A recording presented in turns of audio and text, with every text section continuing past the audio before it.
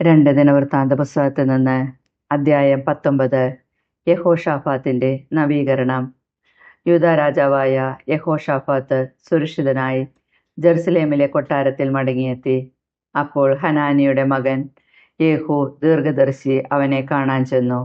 അവൻ രാജാവിനോട് പറഞ്ഞു, നീ അധർമ്മികളെ സഹായിക്കുകയും കർത്താവിനെ ദേശിക്കുന്നവരെ സ്നേഹിക്കുകയും ചെയ്യുന്നുവോ?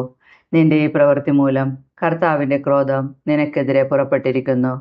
എന്നാലും അക്ഷേര പ്രതിഷ്ഠകളെ നശിപ്പിക്കുകയും ദൈവഹിതമനുസരിച്ച് ജീവിക്കുവാൻ ശ്രമിക്കുകയും ചെയ്തതിനാൽ നിന്നിൽ കുറച്ച് നന്മയുണ്ട്. യഹോഷാഫാത്ത് രാജാവ് ജെറുസലേമിലാണ് വസിച്ചിരുന്നത്. ജനങ്ങളെ തങ്ങളുടെ പിതാക്കന്മാരുടെ ദൈവമായ കർത്താവിങ്കലേക്ക് തിരിച്ചു കൊണ്ടുവരുന്നതിനു വേണ്ടി അവൻ ബേർഷേബ മുതൽ എഫ്രായിം മധ്യപ്രദേശം വരെ വീണ്ടും സഞ്ചരിച്ചു. യൂദായിലെ സുരക്ഷിത നഗരങ്ങളിലെല്ലാം ന്യായാധിപന്മാരെ നിയമിച്ചു.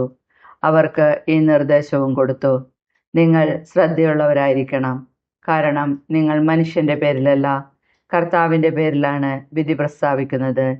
വിധി പ്രസ്താവിക്കുമ്പോഴെല്ലാം അവിടുന്ന് നിങ്ങളോട് കൂടെയുണ്ട്. നിങ്ങൾ കർത്താവിനെ ഭയപ്പെടണം, ശ്രദ്ധയോടെ പ്രവർത്തിക്കുവിൻ.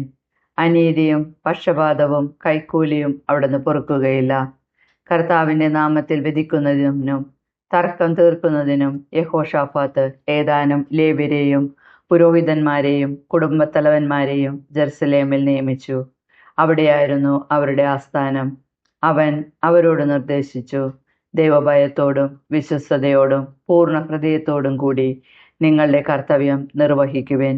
ഏതെങ്കിലും പട്ടണത്തിൽ നിന്ന് നിങ്ങളുടെ സഹോദരർ കൊലപാതകത്തെയോ നിയമം, പ്രമാണം, കൽപ്പന, ചട്ടങ്ങൾ എന്നിവയുടെ ലംഘനത്തെയോ സംബന്ധിക്കുന്ന പരാതിയുമായി വരുമ്പോൾ കർത്താവിൻ്റെ മുൻപിൽ അവർ കുറ്റക്കാരായി തീരുകയും അങ്ങനെ നിങ്ങളുടെയും സഹോദരരുടെയും മേൽ അവിടുത്തെ ക്രോധം പതിക്കുകയും ചെയ്യാതിരിക്കേണ്ടതിന് നിങ്ങൾ അവർക്ക് വേണ്ട ഉപദേശം നൽകണം.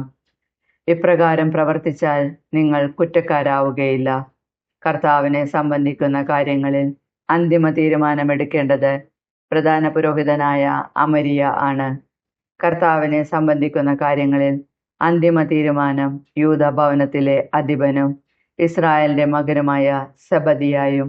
ലേവ്യർ നിങ്ങളുടെ സേവകരായിരിക്കും. ധൈര്യപൂർവം പ്രവർത്തിക്കുവിൻ.